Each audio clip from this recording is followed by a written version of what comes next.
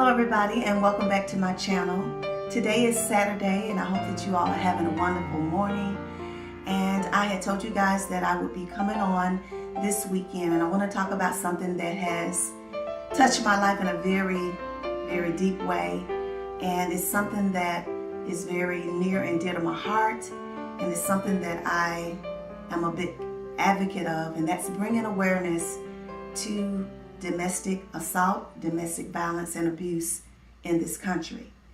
And as you've seen on the captions and the scenes before this video of how many related deaths and how many related physical assaults that happen in this country every year, annually. There's over 4 million women that are victims to some type of domestic assault, and over 2 million men that also are victims of domestic assault. And then also that between the years of 2003 to I think it was 2014, there were over 10,000 related deaths. So that is a lot of people that are victims to this violence that has hit the world, not just this country. And I have kind of let you guys know a little bit about my background, but not totally going into it.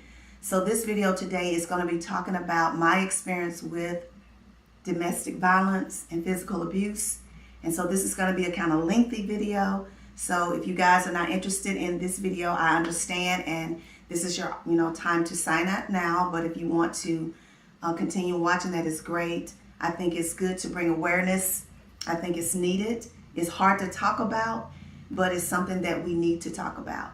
So if you want to skip through the video to different portions of it, you're welcome to do that as well. But this is something that I'm a big advocate of, and I actually support it on a financial level as well as bringing awareness to it, because it is something that's hit home for me very, very close. And I was a victim of domestic violence myself as a teenager. And I've also shared with you guys that I lost my sister when she was 25 years old. She died at the hands of her boyfriend. I was only 23 years old when she was killed. And I am in my mid-50s now, and it's still very hard for me to talk about. It is still very hard for me to think about how tragically she died and how that cycle can continue from generation to generation. And so therefore I'm here to bring awareness to it. Now I may get a little emotional, guys, because whenever I think about it, it is something that is very painful to me. So if I have to step off camera, you guys will understand. But I do want to talk about it. Even as hard as it is for me, I do want to talk about it. So I'm going to start with when I was around 15 years old. That was when I became really aware of what was happening in my home. Now, my mom was a very young mother. She had my sister, my older sister, the one that has died, when she was 18. And then she had me at the age of 20. So she came right out of high school, guys, and got married. She got married to my father. My mother has been married twice. And she married my father when she was like 17, and she had my sister at the age of 18. And she immediately went into being a wife and a mother within a year. So my father, which I was very young at that time, so I vaguely remember a lot, but I know they had a very rocky relationship, and my mother stayed married to him for 10 years. And I think it was 11 years, not 10 years, it was 11 years. And it was somewhat physical. And I remember them arguing, and I was probably around 6 or 7. I can remember my parents having arguments. And I remember one particular fight where they were kind of struggling and with each other in the hallway. And my sisters and I had 3 sisters. Well, I have 2 sisters. It's 3 of us. And at Christmas time, my mother would put like the nuts out on the table, almonds and different things like that, and pecans. And we began throwing the nuts at my dad even at that young age. I think I was around 6, and my youngest sister was like 4, and my oldest sister was 8. And we were throwing nuts at him to try to get him to quit, hitting my mom. So that's my youngest remembrance of any type of physical abuse with my mother. And I think that's the only one that I remember living with my father. And I remember her crying a lot, and I did not know it was because of them fighting, but I remember her being pretty bruised. But in my 6-year-old mind, you don't really comprehend that. You're thinking, maybe she hurt herself, maybe she, fell down or something like that. In your 6-year-old mind, you don't know that this is something that's horrible that's happening to your mom. So I never, thought anything about it anymore.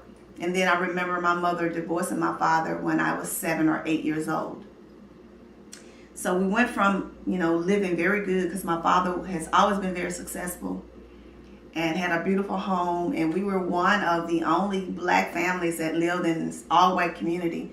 My father was very smart, and he had his first house when he was 25 years old. And we had a very nice home. So we moved from this really nice neighborhood in the suburbs at that time, which was like the 60s, late 60s, early 70s, and moved into an apartment which was more in the inner city, because it was a apartment community that helped low-income families.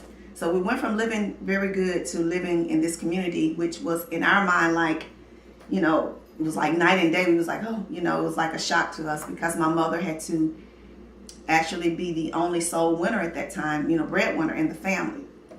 So it was a struggle, but we were, we made it. And my mom met a guy, and they started to date. Now I'm skipping because I don't want to go through her whole history of her relationships, because she did date guys, and I remember her fighting with guys. They would slap her and stuff like that. And I used to get angry about it because I really just didn't understand. But they would slap her around. And anyway, moving from that, she met this guy, and they started dating. And it was something about him that I really didn't like. And I'll be having my coffee, guys, because this will kind of counteract my emotions. She would, I didn't really like him for some reason. It was just something about his personality that I didn't like. And I remember one day, this was the first physical abuse that I considered myself to have received, and my mom. I remember coming home from school. I was 10 years old. Now, she had been dating this guy probably about maybe 5 or 6 months. And my mom, in the apartment community we lived in, it was a building that had steps, and you could go up to different apartments. So my mom was upstairs to one of her neighbors, one of her girlfriend's house, and they were chatting it up. I remember running home, and she wasn't at home, and she was upstairs. And so I ran up to my neighbors because I knew she would be there. And, we did our normal, hey, Mom, whatever. And she said, King Kong is on. When I was a little girl, I loved King Kong. That movie was just it for me. I don't know why. I don't know. It's kind of like Beauty and the Beast, because King Kong loved this woman. And so she was like, it's on TV, so I was like, great. I ran down. She said, go downstairs and you can watch it. So I went and put my bags up. So my mom's boyfriend was there with one of his friends, and they were listening to music in our living room. And our living room was kind of living room / dining room. And they were sitting at the table listening to music. And I just slid right in front of the TV, My mom told me I could. I turned the television on, and King Kong was on, and I sat there and I started watching. And I'm sitting right in front of the TV on the floor, and they were kind of off to the side in the dining room area listening to music. So he comes up, and he comes over to the TV, and he said to me at the TV and says, I'm listening to music. I said, well, I said, my mom told me that King Kong was on and I could watch it. And so I kept watching it. So he turned the TV off. So I looked, and I turned the TV back on. So we went back and forth doing that probably about 3 or 4 times. And then he grabbed my arm and yanked me up, and he just popped me, really hard. And in my mind, I'm thinking, you're not my father. You're just my mom's boyfriend. How can you be putting your hands on me? And so I immediately snatched away from him. I was very upset. I ran to my bedroom, and I picked up the phone. At that time, we had house phones still. And I called my father, and I told my father that my mother's boyfriend had hit me, which I did not know that this was going to cause this really big thing. But anyway, my father got in his truck. Now, my father, used to ride around in this big pickup truck. He was a Ford guy, so he's always had Ford trucks. And in the back of his truck, in the window, he had a long rifle. He was known as, his CB name was a Tennessee gunfighter. I'll never forget that. And so my father rolls up over there. He didn't park in the parking lot. He pulls up into the grass, onto the sidewalk, right in front of our window at the apartment, because we were more or less like ground level. And he jumps out of his truck, and I hear him yelling, "Come outside," and he's holding his rifle. And I open the door, and I'm like, oh my goodness, my father's out here with this gun, and he's threatening this man to shoot him for putting his hands on the door. So my mother hears him, and she runs downstairs, and she was just like in awe, what is going on? And then she heard him saying, "You can't be hitting on my child." So I'm telling my mom what he did. And, my mom looks at me, and she gives me that look like, "I'm going to kill you," And so I knew I was in trouble with my mother, but, I just didn't know how bad it was going to be. So my mother was able to convince my father to leave. She ran down and she talked to him and, assured him that he wouldn't put his hands on me anymore, blah, blah, blah. So my father left. And my mother comes in, and she takes me to the room, and she whoops me. Now, in my 10-year-old mind, I didn't understand that. But, I guess because it caused all that confusion, that's why I was getting a whipping. But I went from that point not liking him and, my mother's boyfriend. And I heard her mention to him about putting his hands on me, on her children, and kind of explaining to him about our father or whatever. And so they commenced to arguing, and I heard him, hitting her a little bit, whatever. So that was the beginning. So we're going to skip to me being 15, because I think my mother married him when I was like 11. And then they decided to buy a home. So we had to move from those apartments, and we moved back out to the suburbs into an apartment. So we had a very nice very nice home. We moved out. So I was thinking, things were going to be okay. And for a few years, we didn't see it. Now, it was happening, but we just didn't see it. I remember awakening when I was about 15 years old to a big argument. And I didn't understand, so my sisters and I, we would sit on the steps because we live in a split level home. And so we went up on the steps, and we could hear them arguing in the bedroom. So it was like a 2 level. You would go up a few steps to a landing, and then you go up some more steps into the living room area and into my parents' area, their bedroom and the kitchen and all of that. So we were sitting on the steps listening, and we heard them arguing, and then we heard the punching and my mother hollering and screaming and stuff. So this went on for a few nights. And so it got to the point where we would just put the pillows over our ears, to try to cover it out. And my mom would, the next day she would be very quiet, and she would be bruised, and she would be trying to cover it with makeup and things. And I began getting very angry. I remember thinking, why is she allowing this? I just didn't understand it. So this went on for a while. And then one night I remember, and I don't think my oldest sister was there at the time. It was just me and my youngest sister. And I was 15. My sister was about 12, my youngest sister. So it was going on. So I decided that I would go up there and I would try to break it up. So I go up to the steps, and they're in the bathroom. And my mom and my father, or stepfather, is arguing. And he was just slapping her. She was using the bathroom, guys. She was sitting on the toilet. And he's slapping her while she's on the toilet, right? And I saw the blood fling out of her mouth when he would hit her so hard. So I go up to the doorway, and I had my hands up like this. And we were actually calling him Dad, at that point, that was at their request that we call him Dad. So I was like, Daddy. I said, please stop hitting my mom, with my hands up like this. And he turns around, and I see this rage on him. And I knew that he was coming for me. And I started backing up. And as I backed up, he comes for me. He comes toward me. And so I start trying to back up even further. So we get past the bathroom wall, the hallway wall, and then that will go down to the steps. So I back into the living room. But as I backed up, there was a table here, end table there with a lamp. So I'm up against this table, and I'm just bracing myself because I knew it was about to go down. And the next thing I know, he swung. And he hit me upside my head. And I remember the brightness of light, it just turned white, and he just hit me, and I immediately fell backwards over this table. I crushed the lamp. It was a glass lamp on the table. I crushed the lamp, and I fell on the sofa, and I just went into the fetal position like this as he beat me. So I can't tell you how many times he hit me. I just braced myself for it. And after that happened, he would leave. He would get in the car and leave. So I remember being very hurt and not really understanding why this was going on. And my mom, and I would get her and take her to her bedroom. We try to help clean her up because my mother was drinking very heavily at that time.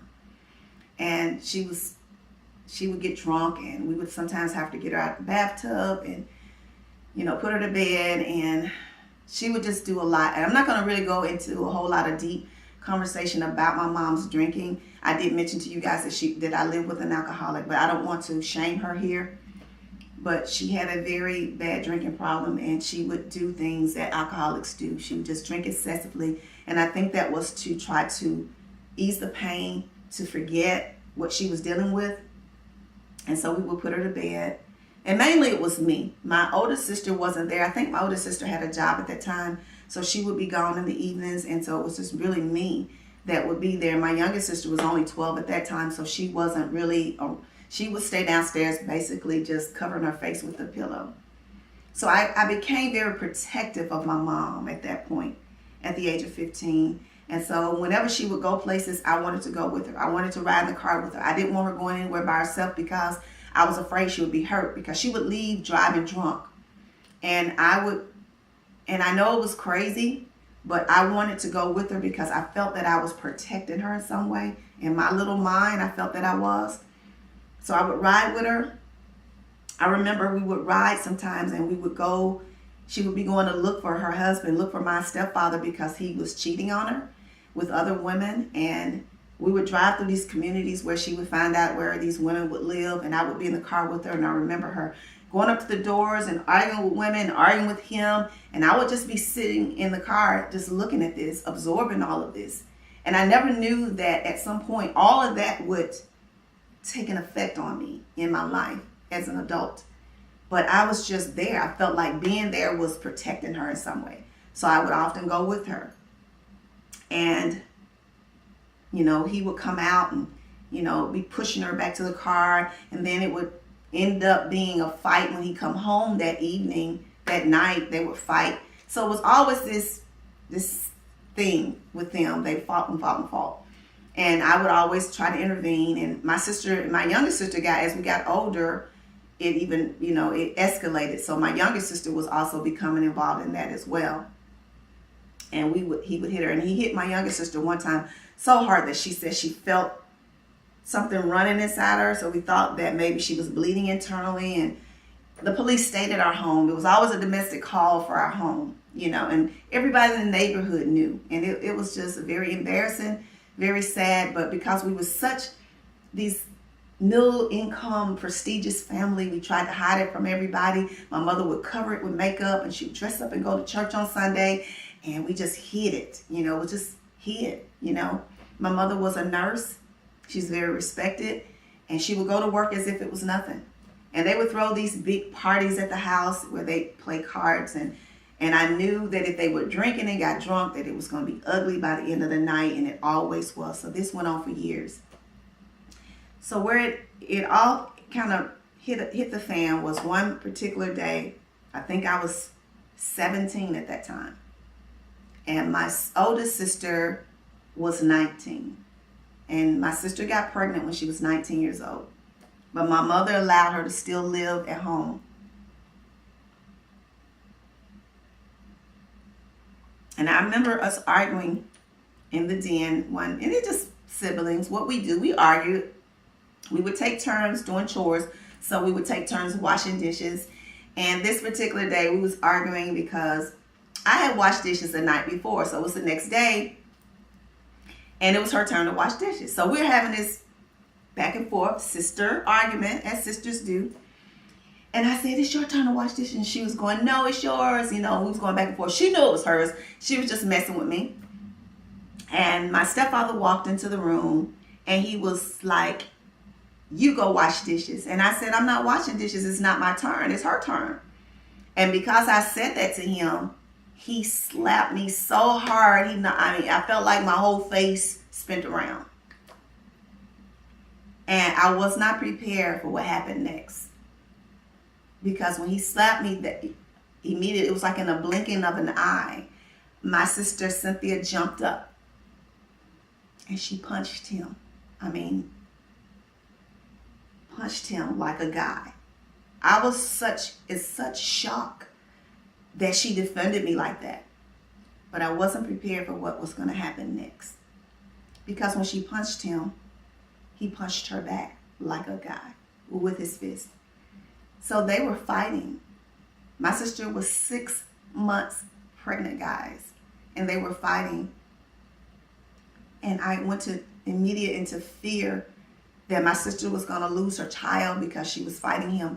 Now, my sister stood about 5'11", and she was very thin, though. She was a skinny woman, and my stepfather had to be about 6'2", probably about 230 to 40 pounds.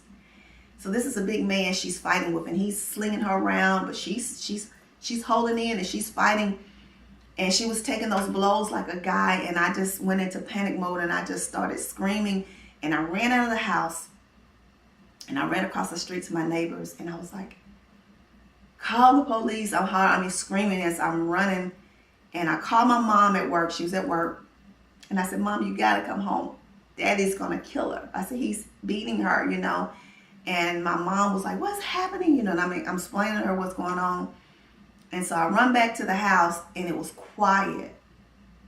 And my stepfather was standing on the porch. Now, back in the day, guys, I was a track runner. And I could run. And he was standing on the porch, and so he was looking at me. And I guess his thoughts were, I'm coming for you next. And so he started coming down the steps to run for me, and I took off. I remember just sprinting. I could run. And I ran. And I waited a while, and I came back. When I came back, I saw that the car, my mom's car was there. And so I come up into the house. And my sister was downstairs, and she was bruised, and she was really quiet, and she was packing her suitcase. So I'm looking and I'm thinking, I was like, Cynthia, you know, I'm like, are you okay? You know, I'm just hysterical. And I'm asking her if she's okay, and she's quiet. So the next thing I know, she comes up the steps with her suitcase. And my mom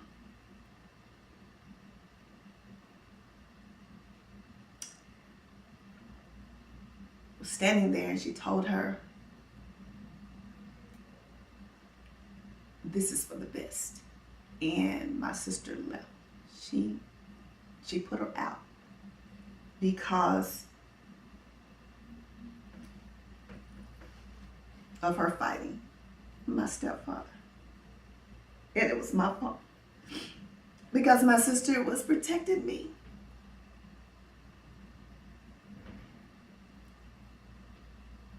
And I can't tell you guys how that affected me. That's why I have the love for my sister that I had, because she always protected me, even when we were in school. If, you know, I wasn't a fighter, and when people would pick on me, my sister always came to my defense. She would come to the school and she would tell them, you mess with my sister and I'm coming to get you. She was always my protector all my entire life. And I loved her with everything in me. So my sister left at the age of 19, and she went to live with her boyfriend, her baby's father. And she never came back home. And after she left, my mother allowed him to beat me. And I remember I had on a dress. And I was up in the room, and she was scolding me about talking back to him, and that I should have just went and washed dishes. And he grabbed me by my legs, guys, and held me upside down and beat me. Now my dress, I'm a dress, and so my panties, my butt was exposed, and he's just beating me. He had me by one leg and just beating me. And my mom sat on the side of the bed, and she read her Bible while I was being beat. And I remember hating my mother, and I didn't talk to her for like 2 months, I think. And in the meantime, the beatings for her kept going. And there were times when I think she had broken ribs and she wouldn't go to the hospital. She had busted lips, she had black eyes. And this went on my entire teenage life, okay? So I knew when I turned 18 that I was going to leave, and I did. I left.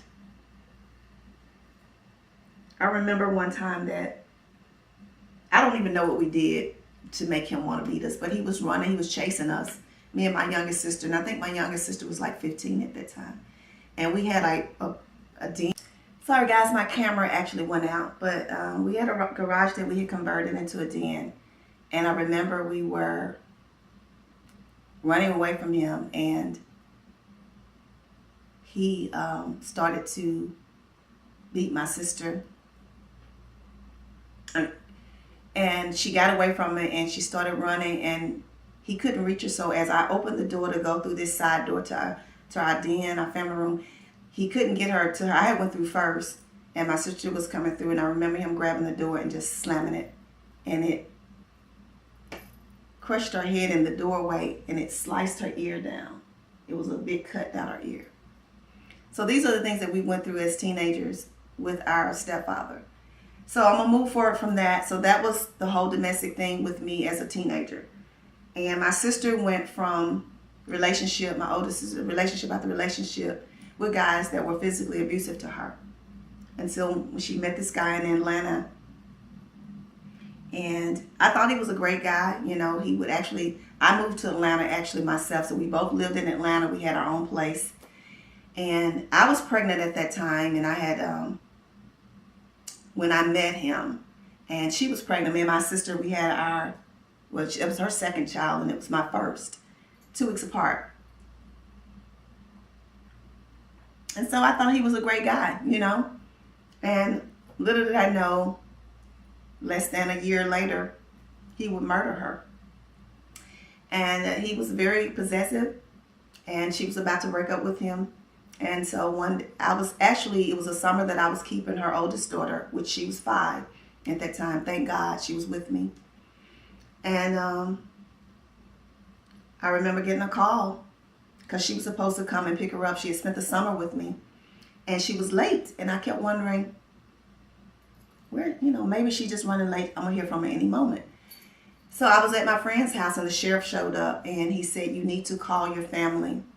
There's been a death in your family."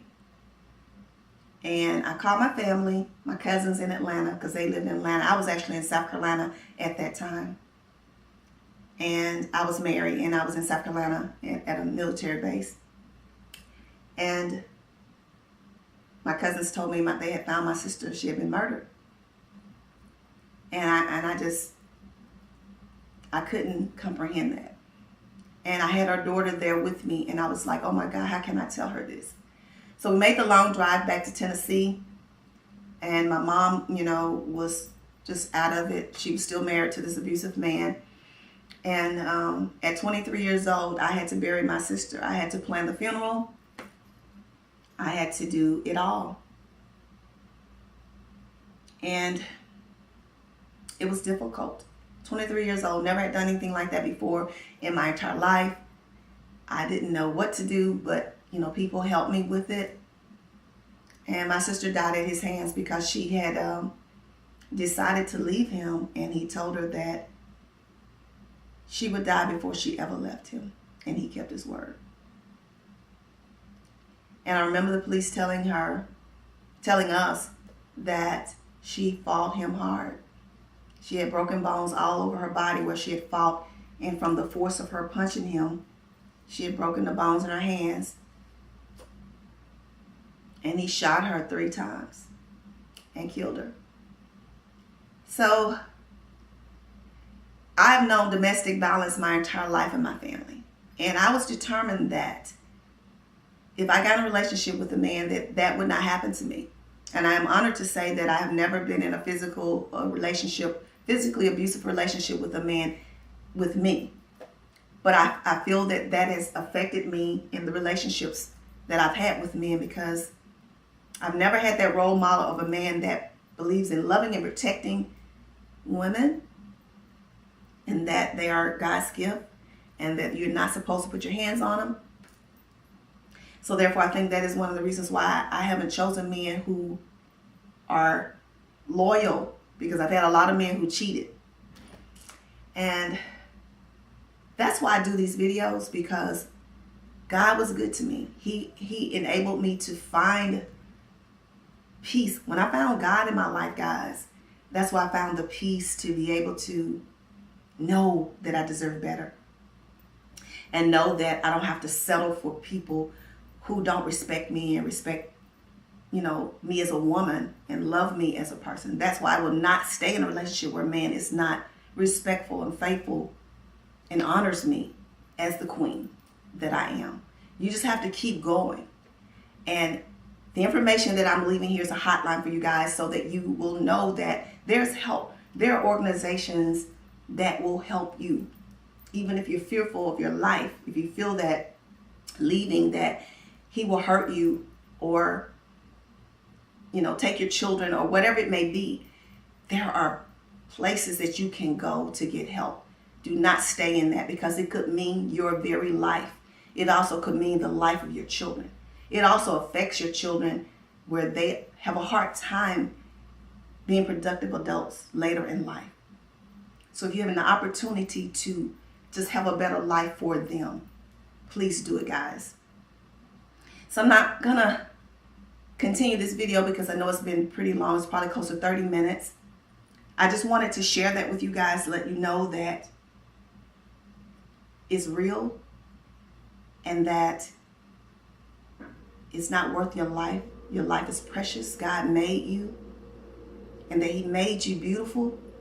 And there is someone who will love you just the way you are. You don't have to settle. You don't have to settle. You don't. And that life is for the living. I find so much gratitude in giving to people and sharing my story and letting people know that you can have a thriving life. Those scars are still inside of me, and I will always remember that. But you heal when you're able to share it with other people and allow them to understand that you deserve better. I have some great friends, guys. People who love me, who protect me, who share my life with me. And I know one day God is going to bless me with that person that is meant for me, And I don't worry about that, because I live my life giving. I live my life sharing with others. And I enjoy this beautiful world that he has out here. And so can you. Don't let your life be just about having a mate. The life is for the living, guys. You got to love who you are and love life for yourself before you can love life with someone else. So that's all I have today. I hope that this has been helpful. Please share this video. Please use the information of this video. And if I put any at the end, please use this information to help someone you may know and love who is going through this particular situation. And I thank you so much for watching. Take care and have a wonderful weekend. Peace and love.